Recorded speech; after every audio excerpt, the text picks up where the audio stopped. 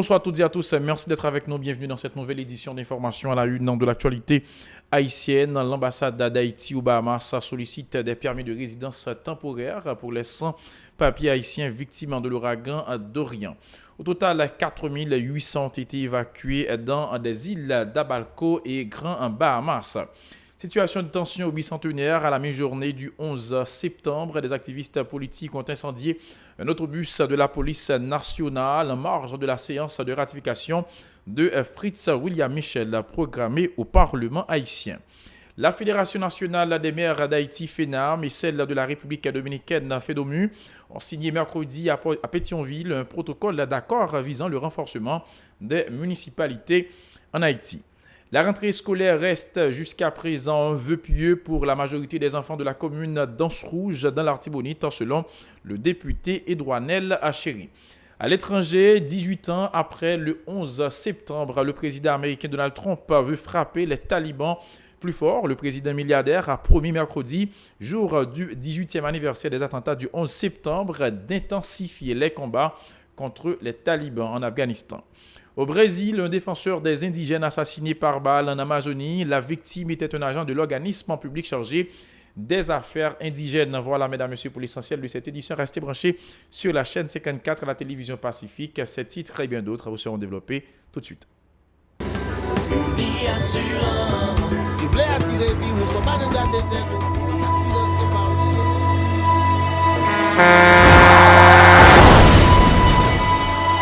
En général, moun pa reme pran assurance.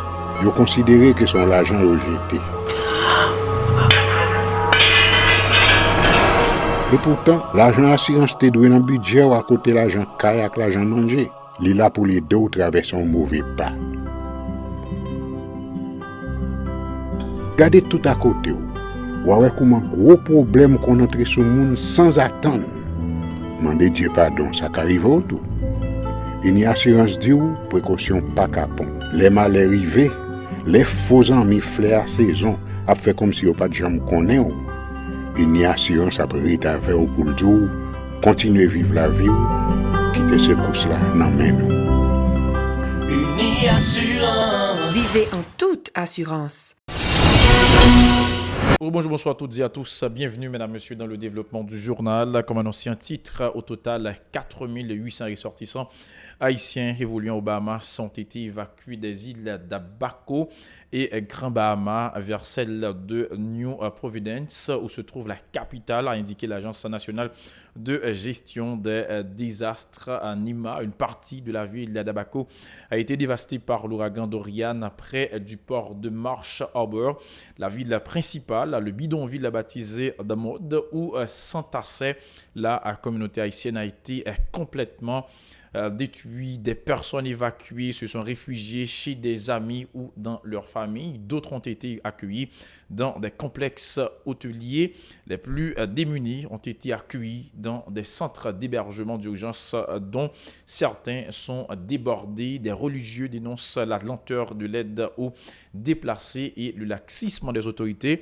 Les promesses de faire parvenir des lits et de la nourriture à ces sinistrés ne sont pas tenues. Ces migrants disent craindre pour leur avenir du fait d'avoir perdu tous leurs documents lors du passage de l'ouragan Dorian. Le chargé d'affaires de l'ambassade d'Haïti aux Bahamas, Dorval Darlier, souhaite que les autorités de l'archipel fournissent des permis de résidence temporaires aux sans-papiers haïtiens. Ces derniers pourront disposer d'un délai de 2 à 5 ans pour régulariser leur situation, a-t-il déclaré à l'agence France Presse AFP. Autre nouvelle, la situation de tension au bicentenaire à la mi-journée du 11 septembre. Des activistes politiques ont incendié un autobus du corps d'intervention et de maintien d'ordre CIMO, une unité spécialisée de la police nationale d'Haïti. En effet, des militants ont manifesté dans les parages du Parlement en signe de soutien, semble-t-il, aux parlementaires de l'opposition qui contestaient la séance de ratification de Fritz William Michel, déjà approuvée par la Chambre des députés. Ces activistes ont érigé des barricades de pneus enflammés dans le voisinage du Parlement. Certains d'entre eux ont accompagné des sénateurs de l'opposition dans l'enceinte de l'institution. Le sénateur Antonio Cherami qui venait à la rescousse d'un militant à qui un policier refusait l'accès de l'hémicycle a été agressé par ce dernier. Il était tard dans l'après-midi. La séance prévue pour 9h du matin n'avait pas encore eu lieu.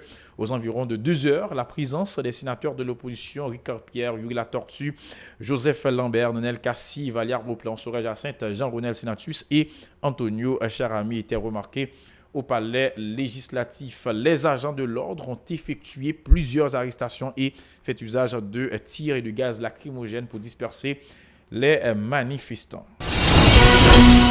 Dossier éducation, la situation socio-économique n'a pas permis à de nombreux enfants de la commune d'Anse-Rouge dans l'Artibonite de reprendre le chemin de l'école. Là encore, le député Edouanel Chéry, le parlementaire, se veut aussi critique vis-à-vis du ministre des Finances qui n'a pas honoré ses dettes envers les professeurs des écoles publiques.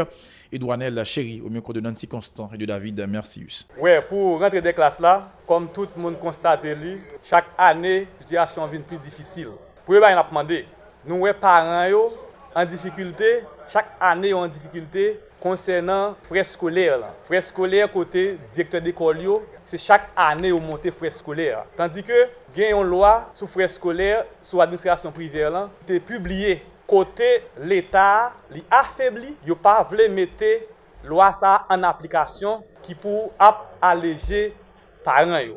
Comment un pays vraiment difficile et nous constatons les journalistes dans la rue là, nous vraiment comment rentrer des classes là à peine si à 10 à 15% même moi passer là m'pa ti moun ka parler l'école m'pa connaît ti moun ta tout tard ou bien m'pa connaît nous bah yo vraiment difficile ouais imaginer dans l'école l'état yo et nous te gagné des professeurs qui gagnent 4-5 ans qui en salle de classe professeurs ça yo une situation irrégulière yo pas nommé gagne des professeurs tout ministre te font un petit effort qui ont une lettre de nomination, qui ont 2-3 ans, ils n'ont pas encore touché.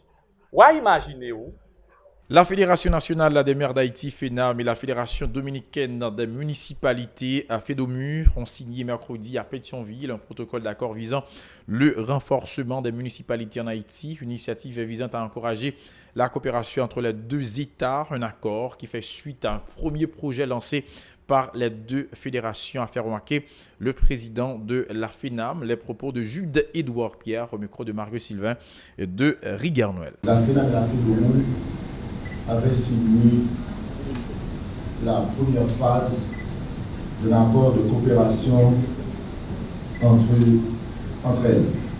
En junio de este año se firmó el primer acuerdo de cooperación entre estas grâce au support financier et technique organizaciones. De la coopération espagnole en Haïti. Gracias a la ayuda técnica de la cooperación española en Haïti. Il a été entendu qu'une deuxième phase ait lieu en Haïti pour paraffer et mettre en œuvre cet accord. Nous sommes là ce matin Estamos aquí esta mañana pour montrer aux deux peuples para mostrar a los dos pueblos que les différents maires membres de ces deux fédérations ont décidé de se donner la main pour bâtir un avenir plus serein que los diferentes au bénéfice de nos administrés. organizaciones se han dado la mano para construir este porvenir. Si la République dominicaine, historiquement et géographiquement, sont condamnés à vivre ensemble. Históricamente Haití y la República Dominicana históricamente están condenadas a vivir juntas y geográficamente. Elles doivent se parler Deben tous les jours, hablarse todos los días, commercer tous les jours, comerciar también todos los días. discuter tous les jours. Pour sa part, le maire titulaire de la commune de Pétionville, Dominique Saint-Roch, se dit convaincu que cette initiative sera bénéfique au pays. Ces déclarations toujours au micro de Riguard Noël et de Mario Sylvain. L'importance fondamentale qu'est la cérémonie de la signature du protocole d'accord devant souder la fraternité entre les deux associations, la FENAM elle a fait de mieux. Mais cet accord aussi va permettre aux deux républiques, la Dominicanie et Haïti, de se rapprocher. Et pratiquement, l'objectif de cet accord va faciliter, va renforcer la coopération et faciliter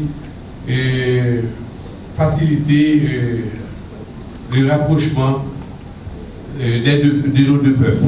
Présent à la cérémonie, l'ambassadeur de la République dominicaine en Haïti s'est réjoui de cette démarche. Alberto Emilio Despradel Cabral se dit favorable à une politique de décentralisation efficiente pour faciliter le développement du pays. Ces propos recueillis par Marguerite Sylvain et Rigueur Noël. La signature de l'accord entre les deux fédérations des communes et des municipalités de l'île, c'est le résultat d'une longue histoire d'amour.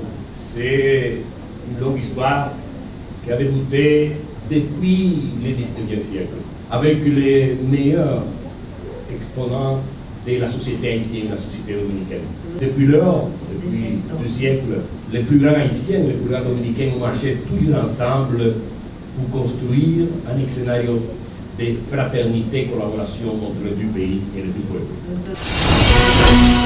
Coup d'œil à présent dans l'actualité internationale, il faut dire que le président américain Donald Trump a promis mercredi, jour du 18e anniversaire des attentats du 11 septembre, d'intensifier les combats contre les talibans en Afghanistan, quelques jours après l'annulation d'une rencontre avec ces derniers en vue de conclure un accord de paix. Les attentats du 11 septembre 2001, qui ont fait près de 3000 victimes, avaient poussé les États-Unis à lancer une vaste offensive militaire en Afghanistan pour déloger le régime taliban au pouvoir qui protégeait les commanditaires des attaques, évoquant l'attentat de Kaboul qui a coûté la vie à un soldat américain et qui l'a poussé à annuler les négociations de paix organisées dans le plus grand secret. M. Trump a estimé que les talibans avaient voulu montrer leur force, mais qu'ils avaient en réalité démontré leur faiblesse. Quelques 13 000 soldats américains sont actuellement stationnés en Afghanistan.